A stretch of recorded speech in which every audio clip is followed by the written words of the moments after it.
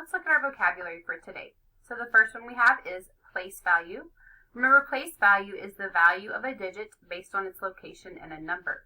Remember, for third grade, we stop at the hundred thousands place. So we have the ones, tens, hundreds. We separate it by a comma. Then we have ones, thousands, 10,000s, and 100,000s.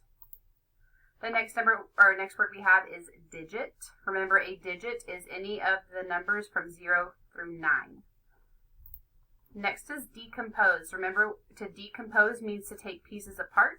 So we start with a whole and we separate it into different groups.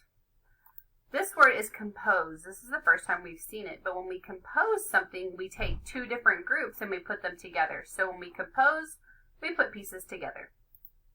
The next one we have is standard form. Remember, standard form is the most common way to write a number, and it's the number shown in digits. So each of these numbers is a digit until we put it all together, and then it's an actual number. So 3 is a digit, 7 is a digit, but 37 is our number, and it's written in standard form. Next, we have expanded notation. Remember, expanded notation is an expression showing the specific place value of each digit by multiplying each digit by its place value. So for our number 294, we break it into its place value. So we have two groups of 100 because the 2 is in the hundreds place. We have 9 groups of 10 because the 9 is in the tens place.